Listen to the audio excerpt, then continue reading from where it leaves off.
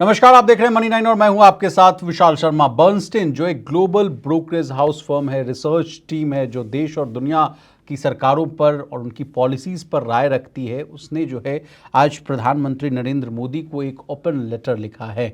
उस लेटर में जो है उन्होंने भारतीय अर्थव्यवस्था के सामने जो है 8 बड़ी जो है कमजोरियां कहिए, जो फॉल्ट लाइंस कहिए, उनको जो है उजागर करने की कोशिश की है। अब एक तरह से समझा जाए कि ये एक तरह से बर्नस्टीन की वार्निंग ही है। अगर टोन को पकड़ा जाए, जहां तक मैं एज ए पत्रकार समझ पा रहा हूं, तो अगर कहा जा रहा है कि अगर सुधार नहीं हुए तो भारत जो है लीडर नहीं बल्कि यूजर बनकर रह जाएगा। अब क्या है बर्नस्टीन की बड़ी वार्निंग, 8 कौन से बड़े जो है फॉल्ट लाइंस वो गिनाते हुए नजर आ रहे हैं, इसी को आज की इस स्टोरी में जो है विस्तार से समझने की कोशिश करेंगे। तो चलिए, पूरा मुद्दा है क्या ये हम पहले समझते हैं। बर्नस्टीन का कहना है कि भारत अभी तेजी से बढ़ रहा है, जैसा कि आप कई बार जो है सुनते आते होंगे कि रिस्पेक्टिव ऑफ कि अभी जो वॉर की सिचुएशंस देखने को मिल रही है, ग्लोबल अनसर्टेनिटीज़ है, उसके बावजूद भी India is the fastest growing economy. लेकिन कहा जा रहा है कि उसकी ग्रोथ में गहरी स्ट्रक्चरल समस्याएं हैं। जैसे क्या क्या समस्या हैं? अभी तो कहा गया मोटा मोटी कि ज़्यादा सब्सिडी दे रही है सरकार, कहा जा रहा है कम इनोवेशन पर फोकस है, और ये बात सही है। आंकड़ों में भी दिखता है कि R&D पर जो है हम लोग जो है अपनी GDP का 1% के आसपास या उससे कम भी जो है हम लोग खर्च करते हैं। इसके अलावा कहा जा रहा है कि रिफॉर्म्स जो हो रहे हैं वो बड़े धीमे हो रहे हैं। अगर ये नहीं सुधरे तो देश जो है लो प्रोडक्टिविटी ट्रैप में फंस सकता है।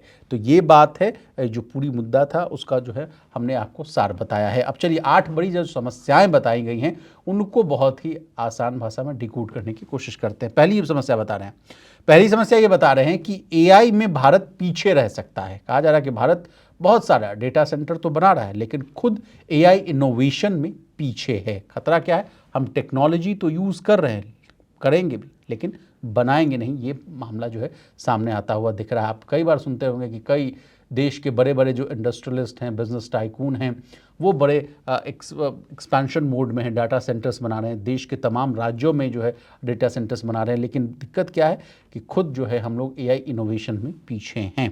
दूसरी बड़ी समस्याओं को समझते हैं। दूसरी बड़ी समस्या है कि कृषि में जो है यानी एग्रीकल्चर में भारी भरकम हम सब्सिडी दे रहे हैं। कहा जा रहा है कि 3 से 4 लाख करोड़ की जो है सब्सिडी दी जा रही है। जैसा कि आप को समझ में भी आ रहा होगा, 80 करोड़ से अधिक लोगों को जो है हम लोग जो है मुफ्त में जो है अनाज दे रहे हैं, वो भी जो है एक भारी भरकम सब्सिडी है। जिस तरह से LPG को लेकर कहा गया था कि शुरुआत में उज्ज्वला स्कीम के तहत जो है सरकार सब्सिडी दे रही थी। इसके अलावा और भी कई जो है सब्सिडियां जो है सरकार दे रही है, जिसके वजह से बर्नस्टीन का कहना है कि धीरे धीरे इन सब्सिडीज़ को कम करिए और रिफॉर्म्स की जो गाड़ी है उसको फिर से वापस से शुरू करिए, नहीं तो दिक्कत आ सकती है। अब कृषि को लेकर समस्या ये है कि हमारा देश जो है बड़ा एग्रीगेरियन है, कृषि प्रधान देश है। 60% से अधिक जो आबादी है वो भी अब कृषि पर निर्भर है।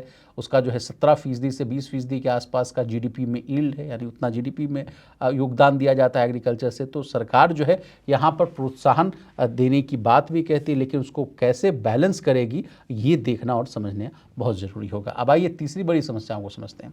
तीसरी बड़ी समस्या है PLI और EW पॉलिसी पर सवाल उठ रहे हैं। EV पॉलिसी पर भी सवाल उठता हुआ दिख रहा है। कहा जा रहा है ऑटो सेक्टर को प्रोडक्शन लिंक्ड इंसेंटिव की जरूरत नहीं बताई गई है। मतलब हर सेक्टर को सब्सिडी देना जरूरी नहीं है। तो आप सोचिए समझिए कि किसको सब्सिडी देना है। बेवजह के आप जो है सेक्टर्स को सब्सिडी देंगे तो उसका कहीं ना कहीं आप पर ही बोझ पड़ता हुआ नजर आएगा।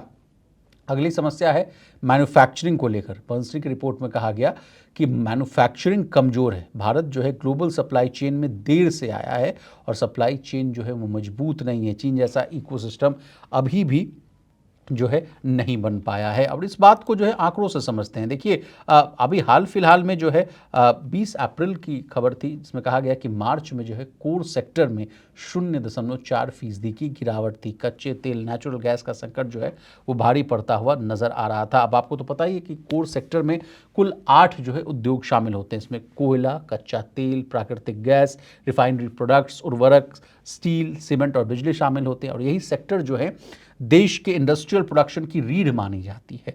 इन सेक्टर्स का योगदान जो है इंडेक्स ऑफ इंडस्ट्रियल प्रोडक्शन यानी IIP में करीब 40% का होता है, इसलिए इसमें गिरावट का सीधा असर पूरे जो है औद्योगिक उत्पादन पर पड़ता है।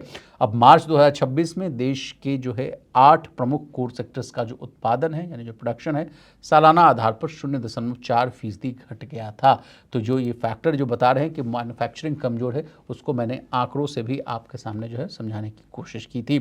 पांचवी बड़ी समस्या पर आते हैं। पांचवी बड़ी समस्या इंफ्रास्ट्रक्चर में कॉपी पेस्ट अप्रोच है। कहा जा रहा है कि रेल, रोड, एविएशन में भारत को अपनी ज़रूरत के हिसाब से डिज़ाइन करना चाहिए। वेस्टर्न मॉडल जो है हर जगह फिट नहीं बैठते हैं, यानी वन साइज़ फिट्स ऑल वाली बात जो है वो भारत में सटीक नहीं बैठती हुई नज़र आ रही है, क्योंकि कहा जा रहा है कि वेस्टर्न कंट्रीज़ में जो है पॉपुलेशन कम होता है, वहाँ की जो आबादी है ज़्यादा शिक्षित है, ज़्यादा डेवलप्ड है। अगर उसी अप्रोच को अगर आप भारत में करेंगे तो हूबहू उसका जो है रिजल्ट आपको देखने को नहीं मिल सकता है। तो इस अप्रोच को भी जो है जो कॉपी पेस्ट वाला अप्रोच है, इसको बदलने की उन्होंने सलाह दी है। इसके अलावा कहा जा रहा है कि कैश ट्रांसफ़र वाला मामला भी समझते हैं। सरकार जो है कैश ट्रांसफ़र से ग्रोथ बढ़ा रही है, जो महंगा तरीका है।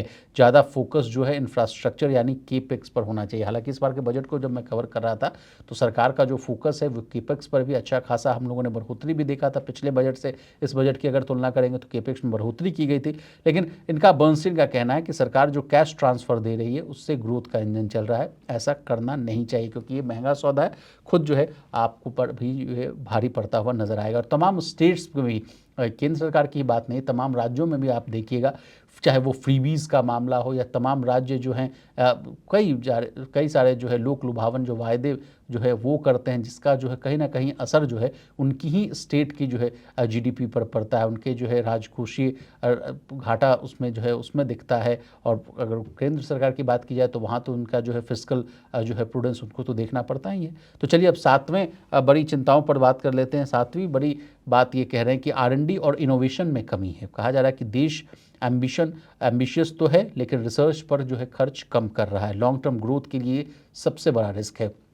काफ़ी समय से तमाम मैं इकोनॉमिस्टों से बातचीत करता रहता था, और जितने भी जो थिंक टैंक लोग हैं, पॉलिसी मेकर्स, वो इस बात को तमाम प्लेटफॉर्म्स पर वो बोलते हुए नज़र आ रहे हैं कि जो R&D पर हमें जो खर्च करना चाहिए वो बहुत ही हम लोग कम कर रहे हैं। और बनिस्बत जो है अगर आप डेवलप्ड कंट्रीज़ को देखिएगा या डेवलपिंग कंट्रीज़ को देखिएगा तो वहाँ थोड़ा जो है इसके अच्छे खासे खर्च की जाती है रिसर्च एंड डेवलपमेंट पर, लेकिन भारत जो है 1% के आसपास जो है रिसर्च एंड डेवलपमेंट पे फोकस करता है। तो इसमें जो है पैसे लगाने की ज़रूरत है, ताकि लोग जो है R&D और इनोवेशन में ज़्यादा जो है दिमाग लगाएं, उसकी पढ़ाई करें, उस पर जो है आगे फोकस करते हुए नजर आएँ। आठवीं और अंतिम में जो सबसे बड़ी रिस्क वो बताते हुए दिख रहे हैं, जो फॉल्ट लाइन्स वो बताते हुए दिख रहे हैं, वो है टैक्स सिस्टम और गवर्नेंस का इशू। कह रहे हैं कि टैक्स का बोझ ज़्यादा है लेकिन सर्विसेज उतनी अच्छी नहीं है, यानी हाई टैक्स लो सर्विस वाला प्रॉब्लम यहाँ देखने को मिल रहा है। हालांकि मैं इस बात पर एक फर्दर जो है वैल्यू एडिशन आपको दूंगा कि पिछले बार जो है सरकार ने जो है काफ़ी चीज़ों को जो है स्ट्रीमलाइन करने की कोशिश की थी। 12,75,000 तक की कमाई पर जीरो टैक्स किया था। इसके बाद जो है कंजम्पशन को बूस्ट करने के लिए जो है तमाम तरह के जो GST रेट रैशनलाइजेशन के कदम उठाए गए, GST बचत महोत्सव किया गया।